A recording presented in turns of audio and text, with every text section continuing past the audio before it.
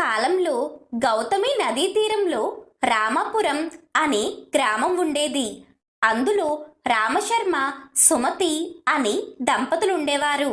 రామశర్మ ఆ ఊరిలో శ్రీ సీతారామచంద్రుల వారి ఆలయంలో అర్చకత్వం నిర్వహిస్తూ జీవించేవాడు. వీలున్నప్పుడు ఈ ఊరి వారి ఇళ్లల్లో పౌరోహిత్యం కూడా చేస్తూ కాలం వెళ్ళబుచ్చేవాడు. ఆ దంపతులకు జీవితం బాగానే గడిచిపోతున్నది. కానీ సంతానం లేకపోవడం వెలితిగా ఉండేది. వివాహం జరిగి 6 సంవత్సరాలైనా సంతానం కలగలేదు. సంతానం కోసం వారు ఎన్నో వ్రతాలు చేశారు. ఎందరో దేవతలను ప్రార్థించారు. ఎన్నో పుణ్యక్షేత్రాలు దర్శించారు. అయినా ఏమాత్రం ఫలితం లేకపోయింది. ఈ విషయం వారికి ఎప్పుడూ బెంగగా ఉండేది. రోజులిలా గడుస్తుండగా ఒకనాడు ఆ ఊరికి దూరదేశం నుంచి ఒక సాధువు వచ్చాడు. ఆ సాధువు ఊరి బయట ఉన్న పెద్ద మర్రి చెట్టు కింద తన శిష్యులతో మకం పెట్టాడు. పగలంతా పూజలతోనూ భజనలతోనూ కాలం గడిపి సాయంత్రం తన వద్దకు వచ్చేవారికి 4 మంచి మాటలు చెప్పేవాడు. ఊరివారు తమ ఇళ్లకు రమ్మని ఎంత ప్రాధేయపడినా వచ్చేవాడు కాదు. ఆ సాధువుకి భూత, భవిష్యత్, వర్తమాన కాలాలు తెలుసునని, ఎన్నో మహిమలు ఉన్నాయని జనం చెప్పుకునేవారు. ఇది విని రామశర్మ ఒకనాడు భార్యతో కలిసి ఆ సాధువును దర్శించుకున్నాడు. ఆ దంపతులిద్దరూ ఆ సాధువుకు నమస్కరించి తమకు సంతానం కలిగి ఉపాయం చెప్పమని ప్రార్థించారు. ఆ సాధువు కాసేపు కనులు మూసుకుని చేతిలోకి ఒక మామిడి పండును తీసుకుని భార్య సుమతి చేతికి ఇచ్చాడు. మరునాడు ఏకాదశి అని ఉదయం స్నానం చేయగానే ఈ పండు తినమని, తప్పక చక్కటి పుత్రుడు జన్మిస్తాడని ఆశీర్వదించాడు. రామశర్మ దంపతులిద్దరూ సాధువుకి నమస్కరించి ఇంటికి వెళ్లారు. ఇంటికి చేరగానే ఇంటి బయట రామశర్మ బావమరిది భార్య పిల్లలతో వచ్చి వీరి కోసం వేచి చూస్తున్నాడు. అన్నా వదినలు రావటం చూసి సుమతి ఎంతో సంతోషించింది. వారిని లోపలికి తీసుకుని వెళ్లి సాధువు ఇచ్చిన మామిడి పండును గూట్లో జాగ్రత్తగా పెట్టింది. ఆ రాత్రి వారందరూ కబుర్లు చెప్పుకుంటూ ఆలస్యంగా పడుకున్నారు. ఉదయాన్నే బావమరిది కృష్ణశర్మ హడావుడిగా బయటకు వెళ్ళవలసిన పని ఉండటం చేత సుమతి తెల్లవారుజామునే లేచి తమ్ముడికి వంట సిద్ధం చేసింది. ఈ హడావుడిలో సాధువు ఇచ్చిన మామిడి పండు మర్చిపోయింది. కృష్ణశర్మ దంపతులకు ఆ రోజు రాత్రి గాని ఆ విషయం గుర్తు రాలేదు. మరునాడు ఉదయం స్నానం చేసి ఆ పండు చేతిలోకి తీసుకుంది. అయితే ఆ పండుకి ఒక పక్కన కొంచెం చీమలు పట్టి ఉన్నాయి. ఆమె ఆ చీమలను తీసివేసి కన్నులకద్దుకుని వెంటనే ఆరగించింది. మనసులో ఆ సాధువును తలుచుకుని ఆలస్యం చేసినందుకు క్షమించమని ప్రార్థించింది. తనకు మంచి సంతానం ప్రసాదించమని సకల దేవతలను వేడుకున్నది. ఆ మామిడి పండు ప్రభావం చేత సుమతి కొద్ది రోజుల్లోనే గర్భం దాల్చి 12 మగపిల్లవాడిని కన్నది. ఆ పిల్లవాడికి ఆ దంపతులు ప్రభాకర శర్మ అని నామకరణం చేసి అల్లారముద్దుగా పెంచసాగారు. 5వ ఏడు రాగానే ఆశ్రమ పాఠశాలకు పంపారు. అయితే సాధువు ఇచ్చిన ప్రసాదం కొంచెం నిర్లక్ష్యం చేసిన కారణంగా అతడికి గురువులు ఎంత ప్రయత్నించినా ఏమాత్రం చదువు అబ్బటం లేదు. 3 సంవత్సరాలు గడిచినా ఒక్క అక్షరం ముక్క కూడా రాలేదు. రామశర్మకు ఎంతో బాధ కలిగి ఒకనాడు తన కొడుకుని ఎంతో విసుక్కున్నాడు. తండ్రి మాటలకు ప్రభాకర శర్మ ఎంతో బాధపడ్డాడు. ఉదయం లేవగానే ఇల్లు విడిచి వెళ్ళిపోయాడు. ఊరి బయటకు వచ్చి అడవిదారి గుండా నడవసాగాడు. పిల్లవాడు కనపడక రామశర్మ ఎంతో వెతికాడు. అయినా లాభం లేకపోయింది. అడవికి వెళ్ళిన ప్రభాకర శర్మ అటు ఇటు తిరిగి రాత్రి సమయానికి ఒక పురాతన గృహం వద్దకు చేరుకున్నాడు. అదేదో ఆలయంలాగా అనిపించింది. చీకటి పడడంతో భయం చేత రాత్రి ఇక్కడే ఉందామనుకున్నాడు. గర్భాలయంలోకి వెళ్ళి అక్కడ అంతా శుభ్రం చేసి ఒక పక్కగా పడుకున్నాడు. ఆ రాత్రి వేళ ప్రభాకర శర్మకు ఒక దేవత ప్రత్యక్షమై ఇలా అన్నది, నాయనా, నేను సర్వ జ్ఞానానికి అధిదేవతనైన సరస్వతిని. ఎంతో కాలంగా ఎవ్వరికి పట్టనటువంటి ఈ ఆలయాన్ని నీవు శుభ్రం చేశావు. అందున ఈ రోజు వసంత పంచమి నాకెంతో ప్రీతికరమైన రోజు. ఈ పుణ్యదినాన నా ఆలయాన్ని శుభ్రం చేసిన నీకు ఎంతో పుణ్యం దక్కింది. నీకు సర్వ విద్యలను అనుగ్రహిస్తున్నాను. ఉదయాన్ని నీ ఊరికి వెళ్ళు, నీకు అన్నిటా శుభం జరుగుతుంది అని చెప్పి మాయమైంది. ప్రభాకర శర్మ ఉదయం లేవగానే అద్భుతమైన సరస్వతిమాత విగ్రహాన్ని చూశాడు. ఆలయం శుభ్రం చేసి ఆ తల్లికి నమస్కరించాడు. అప్రయత్నంగానే అతని నోటి వెంట అద్భుతమైన కవిత్వం వచ్చింది. ఆ తల్లిని ఎంతో దివ్యంగా కీర్తించాడు. ఆ తల్లి అనుగ్రహంతో అతడు తిరిగి ఇంటికి చేరాడు. తల్లిదండ్రులకు జరిగిన విషయమంతా చెప్పాడు. రామశర్మ దంపతులు ఎంతో సంతోషపడి ఊరిలోని ముఖ్యులను తీసుకుని వచ్చి అడవిలోకి వెళ్ళి అక్కడ జీర్ణావస్థలో ఉన్న సరస్వతీదేవి ఆలయం వద్దకు చేరారు. అందరూ కలిసి ఆ ఆలయాన్ని శుభ్రం చేసి కొన్ని రోజుల తర్వాత బ్రహ్మాండమైన ఉత్సవాలు చేశారు. అక్కడ ఆలయ గోడలపై ఉన్న శాసనాల ద్వారా అక్కడున్న సరస్వతి మాతను సాక్షాత్తు వ్యాసుల వారు ప్రతిష్ఠించినట్లుగా గుర్తించారు. అటు తర్వాత కొంతకాలానికి ఈ ప్రదేశం శ్రీ సరస్వతీదేవికి ప్రముఖ పుణ్యక్షేత్రంగా ప్రసిద్ధి పొందింది. ఆ తల్లిని ఆరాధించిన వారికి సంపూర్ణ జ్ఞానం కలుగుతుందని భక్తులు గ్రహించారు. చదువుల తల్లి సరస్వతీదేవి మాఘశుద్ధ పంచమి నాడు ఉద్భవించింది. పూర్వకాలంలో ఆంధ్రదేశంలో గోదావరి తీరాన మహాదేవపురం అనే గ్రామం ఉండేది. ఆ గ్రామంలో ఒక పురాతన శివాలయం ఉండేది. ఈ ఆలయంలోని శివలింగాన్ని సాక్షాత్తు బ్రహ్మదేవుడే ప్రతిష్ఠించాడని ప్రజలు అనుకునేవారు. మహాదేవపురంలోని ప్రజలందరూ ఎంతో సఖ్యంగా ఒకరికొకరు సాయం చేసుకుంటూ ఉండేవారు. ఆ గ్రామంలో పాఠశాల మాత్రం లేక పిల్లలను దూర ప్రాంతాలకు పంపవలసి వచ్చేది. గ్రామంలో ఒక పాఠశాలను నెలకొల్పాలని గ్రామ పెద్దలు ఎన్నోసార్లు ప్రయత్నించినప్పటికీ ఎందుకో అది కార్యరూపం దాల్చేది కాదు. ఎప్పుడు ఏవో అడ్డంకులు వచ్చేవి. ఇలా ఉండగా ఆ ఊరికి ఒకనాడు పురుషోత్తమ శాస్త్రి అనే పండితుడు కుటుంబ సమేతంగా వచ్చాడు. పురుషోత్తమ శాస్త్రి సర్వశాస్త్ర పారంగతుడు. ఊరివారందరూ అతడిని తమ ఊరిలోనే ఉండమని అర్థించారు.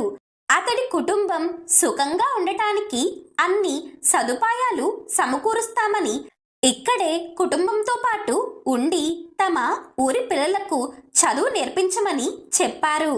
పురుషోత్తమ శాస్త్రి అందుకు సరేనన్నాడు. కొద్ది రోజులకి ఆ ఊర్లో ఒక చిన్న పాఠశాల ప్రారంభమైంది. పిల్లలందరూ ఇక్కడే చదువుకోసాగారు. పురుషోత్తమ శాస్త్రి పాఠశాల 2 సంవత్సరాలు బాగానే నడిచింది.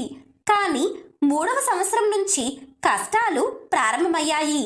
ఎందుకో గాని ఇక్కడ చదివిన పిల్లలకు చదువు సరిగ్గా అబ్బేది కాదు. దాని వలన తల్లిదండ్రులు తమ పిల్లలను మెల్లమెల్లగా ఈ పాఠశాల నుంచి మాన్పించి వేరే ఊరికి పంపేవారు. ఇలా 5 సంవత్సరాలు అయ్యేసరికి పాఠశాలలో కేవలం 5గురు విద్యార్థులు మాత్రమే మిగిలారు. పురుషోత్తమ శాస్త్రికి చాలా బాధ కలిగింది. ఈ పాఠశాల నడపటం సాధ్యం కాదనుకున్నాడు. కానీ అలాగని ఊరు విడిచి తిరిగి తన ఊరు వెళ్ళాలంటే మనసు ఒప్పలేదు.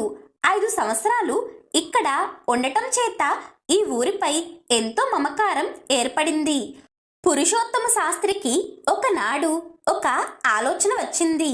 చదువుల తల్లి సరస్వతిని ఎలాగైనా ప్రసన్నం చేసుకోవాలనుకున్నాడు. ఆ తల్లి అనుగ్రహం ఉంటే తప్ప ఈ పాఠశాలకు వైభవం కలగదని తలచాడు. ఎలాగైనా ఆ తల్లిని ప్రసన్నం చేసుకోవాలని గట్టిగా సంకల్పించాడు. ఆ మరుసటి రోజు నుంచి పురుషోత్తమ శాస్త్రి కఠోర ఉపవాసం చేస్తూ కేవలం పండ్లని ఆహారంగా స్వీకరిస్తూ ప్రతిదినము సరస్వతీదేవిని అనేక స్తోత్రాలతో పూజించాడు. ఇలా 40 రోజులు కాగానే సరస్వతీమాత కరుణించింది. ఆ తల్లి పురుషోత్తమ శాస్త్రికి కలలో కనపడి ఇలా చెప్పింది, నాయనా పురుషోత్తమ శాస్త్రి, నీ కఠోర దీక్షకు మెచ్చాను. ఈ పాఠశాల తిరిగి దివ్య వైభవం వచ్చే మార్గం చెబుతాను, సావధానంగా విను అని ఇలా చెప్పసాగింది. నాయన పురుషోత్తమ శాస్త్రి, నీవు జ్ఞాన సరస్వతి వ్రతం అనే వ్రతాన్ని ఆచరించు. ఇది నాకు ఎంతో ప్రీతికరమైనది. ఈ వ్రతం మహామహిమాన్వితమైనది. ఈ వ్రతాన్ని వీలైనంత త్వరలో నీవు నీ పాఠశాల ప్రాంగణంలో ఆచరించు. ఈ వ్రత ప్రభావం చేత నీ పాఠశాలకు పేరు ప్రఖ్యాతలు కలుగుతాయి. ఈ వ్రతంలోని 5 కథలు చదివిన వారికి సర్వజ్ఞానము లభిస్తుంది. ఈ వ్రతం ఆచరించే వారికి సర్వ శుభాలు కలుగుతాయి.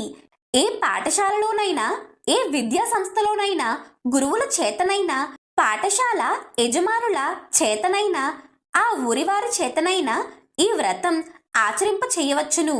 ఏ పాఠశాలలో ఈ వ్రతం సంవత్సరంలో ఒక్కసారైనా ఆచరింపబడుతుందో ఆ పాఠశాలలో విద్యార్థులు సంపూర్ణ జ్ఞానవంతులవుతారు. అన్ని విద్యలలో ఆరితేరతారు. వారికి నా అపార అనుగ్రహం కలుగుతుంది. ఎంతో అద్భుతమైన జ్ఞాపక శక్తి కలుగుతుంది.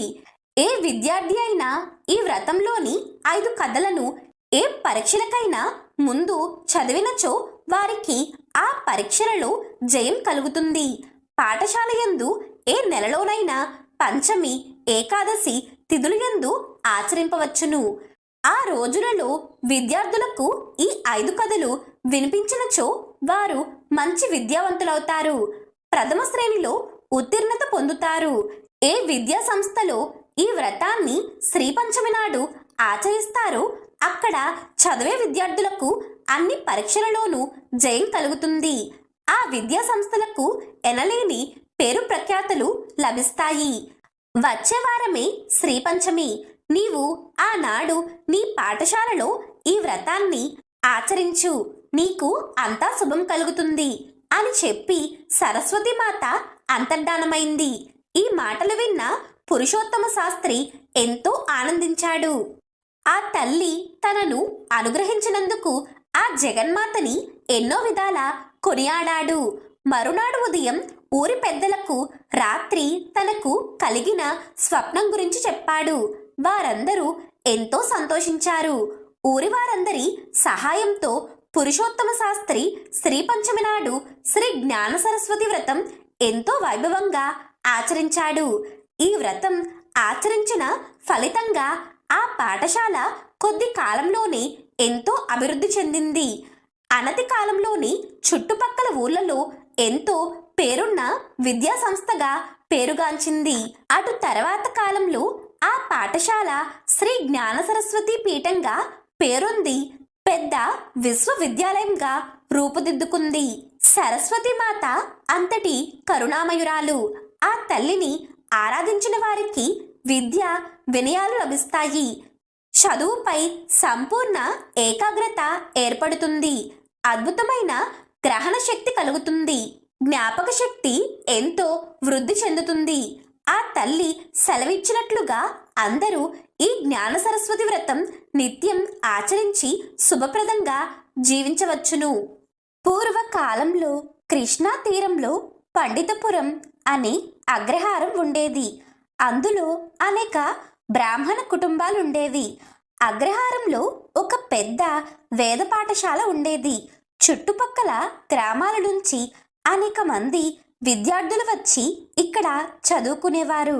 ఈ పాఠశాలలో చదివిన వారు ఎన్నో శాస్త్రాలలో ఎంతో ప్రావీణ్యం సాధించి ఎంతో పేరు తెచ్చుకునేవారు. సాక్షాత్తు ఆ సరస్వతీదేవి ఈ విద్యాపీఠంలో నడయాడుతూ ఉంటుందని ప్రజలు చెప్పుకునేవారు. ఈ పాఠశాలకు అంత గొప్ప పేరు ఉండేది. ఈ వేద పాఠశాలలో ఎందరో విద్యార్థులు, ఉపాధ్యాయులు ఉండేవారు. ఈ వేద పాఠశాలను రోజు ఊడ్చి శుభ్రం చేయటానికి వీరయ్య అనే పనివాడు ఉండేవాడు. పాఠశాల పెద్ద విస్తీర్ణం గల స్థలంలో ఉండేది. దాదాపు 5 ఎకరాల ప్రాంగణం. ఆ పాఠశాల ఆవరణలో ఒక చోట చక్కటి హయగ్రీవుని శిల్పం ఉండేది. అలాగే ఆ పాఠశాల ప్రార్థనా భవనంలో ఒక చక్కటి సరస్వతీదేవి విగ్రహం ఉండేది. ప్రతిరోజు ఉదయం విద్యార్థులందరూ ఈ భవనంలో ప్రార్థన చేసి సరస్వతీదేవికి నమస్కరించి అటు తర్వాత బయట ఉన్న హయగ్రీవునికి నమస్కరించి తమ తమ తరగతులకు వెళ్ళేవారు. వీరయ్య ప్రతిరోజు ఈ ప్రార్థనా భవనాన్ని శుభ్రం చేసేవాడు.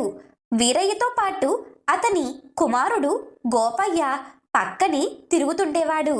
గోపయ్యకి కేవలం 3 సంవత్సరాలు. తండ్రితో పాటే ఆ పాఠశాల మొత్తం తిరుగుతుండేవాడు.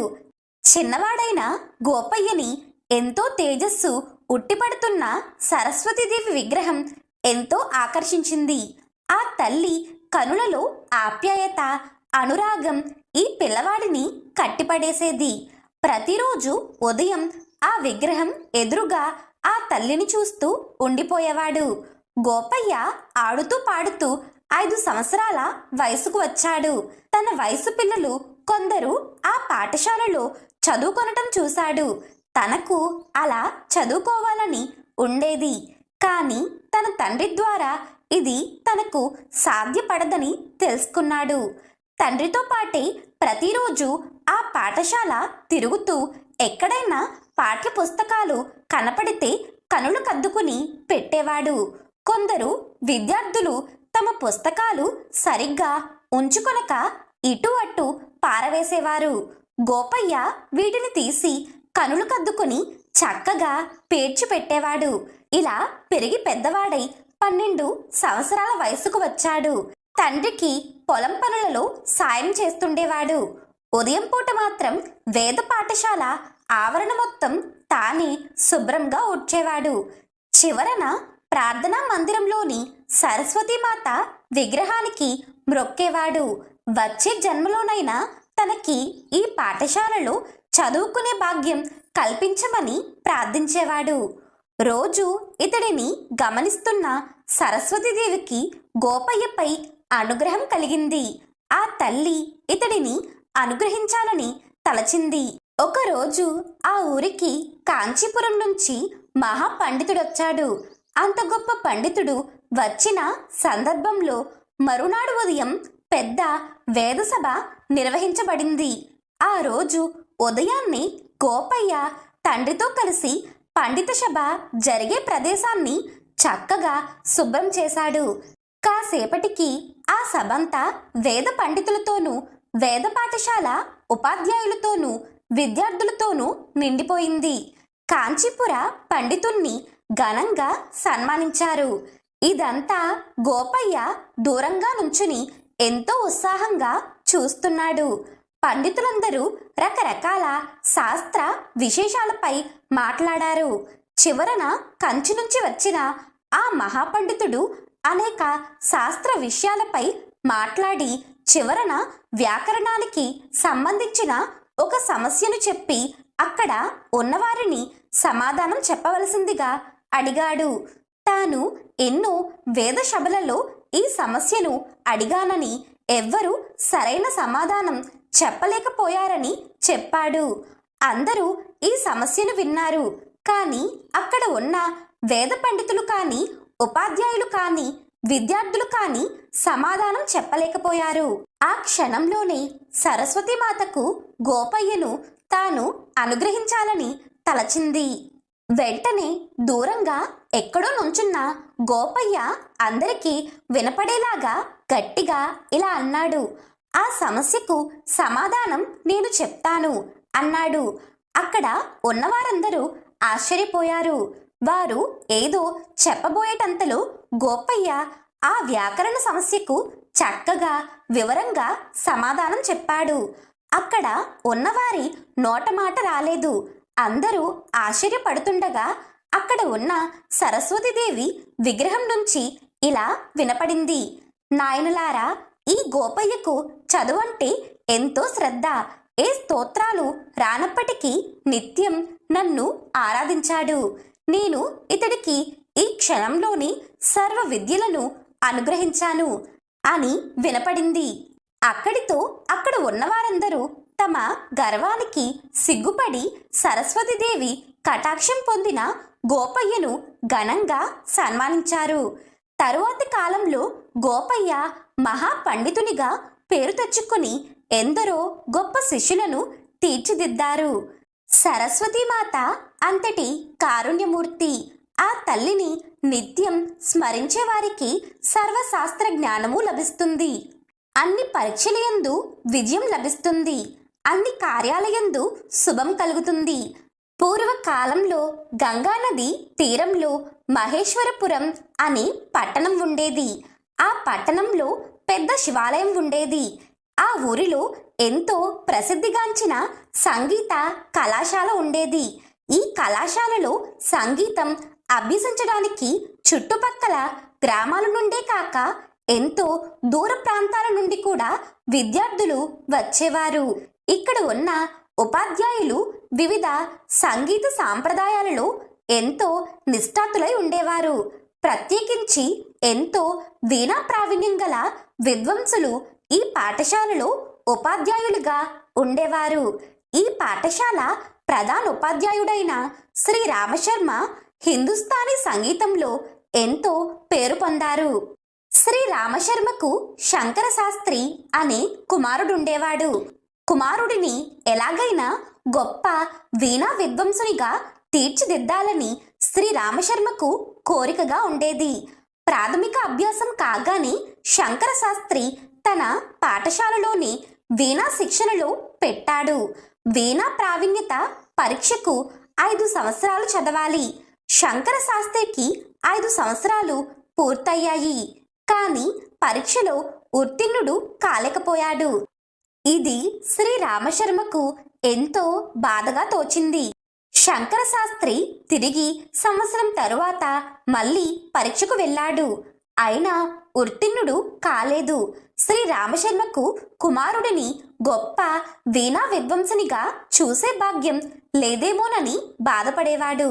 ఆ తరువాతి సంవత్సరం కూడా శంకర శాస్త్రి పరీక్షలో ఉత్తీర్ణుడు కాలేదు. శ్రీ రామశర్మకు ఎంతో బాధ కలిగింది. దురదృష్టవశాత్తు పక్షవాతం వచ్చి మంచాన పడ్డాడు. కుమారుడిని వీణా విద్వాంసునిగా చూడాలన్న కోరిక తీరకుండానే మరణిస్తానని బెంగ పట్టుకుంది. శంకర శాస్త్రికి ఎంతో బాధ కలిగింది. ఈసారి పరీక్షలలో ఎలాగైనా ఉత్తీర్ణుడు అవ్వాలని తలచాడు. ప్రతిరోజు ఉదయం వీణను తీసుకుని వెళ్ళి గంగానది ఒడ్డున కూర్చుని ఎంతో సాధన చేసేవాడు. సాధన చేస్తున్నంతసేపు ఆ సరస్వతీదేవిని మనసులో స్మరించేవాడు. ఇలా 40 రోజులు గడిచేసరికి ఇతడి సాధనను గమనిస్తున్న సరస్వతీదేవి అతడిని కరుణించి ఎదురుగా ప్రత్యక్షమై ఇలా అన్నది: నాయనా, నీ కఠోర దీక్షకు మెచ్చాను. నీవు రేపే జ్ఞాన సరస్వతి వ్రతం ఆచరించు. ఈసారి పరీక్షలలో నీవు ప్రథమ శ్రేణిలో ఉత్తీర్ణుడవటమే కాదు, భవిష్యత్తులో గొప్ప విద్వాంసునిగా పేరు తెచ్చుకుంటావు అని ఆ వ్రత విధానం వివరించి అంతర్ధానమైంది. శంకర శాస్త్రి ఆ తల్లి తనను అనుగ్రహించినందుకు ఎన్నో విధాలా స్తుతించాడు. జరిగిన విషయమంతా ఇంటికి వచ్చి తండ్రికి తెలిపాడు. శ్రీ రామశర్మ ఆ సరస్వతీమాత ఇన్నాళ్లకు తన కుమారుడిని కరుణించినందుకు సంతోషించాడు. ఆ మరునాడు ఉదయం శంకర శాస్త్రి శుచిగా స్నానం చేసి జ్ఞాన సరస్వతి వ్రతం ఆచరించాడు. వ్రతం పూర్తయిన తర్వాత ఆ తల్లిని స్తుతిస్తూ 1 గంట సేపు అద్భుతమైన వీణానాదం చేశాడు. అప్పుడు ఒక అద్భుతం జరిగింది. ఆ దివ్య వీణనాదం నుంచి వచ్చిన దివ్య తరంగాల ప్రభావం చేత శ్రీ రామశర్మ పక్షవాతం ఒక్కసారిగా మాయమైంది. పూర్తి ఆరోగ్యంతో లేచి మంచంపై కూర్చున్నాడు. ఆ కుటుంబమంతా తమను ఇన్ని విధాలుగా కరుణించిన సరస్వతి మాతను ఎంతో స్తుతించారు. కుటుంబ సభ్యులందరూ జ్ఞాన సరస్వతి వ్రత ప్రసాదాన్ని స్వీకరించారు. అటు తర్వాత కొన్ని రోజులకు జరిగిన పరీక్షలో శంకర శాస్త్రి ప్రథమ శ్రేణిలో ఉత్తీర్ణుడయ్యాడు. తరువాతి కాలంలో శంకర శాస్త్రి ఎంతో గొప్ప విద్వాంసునిగా పేరు పొందాడు. తండ్రి శ్రీ రామశర్మ కల ఫలించింది. ఆ కుటుంబమంతా కలకాలం సరస్వతి మాతను సేవిస్తూ సుఖంగా జీవించి చివరన ముక్తిని పొందారు. సరస్వతి మాత అంతటి దయామయురాలు.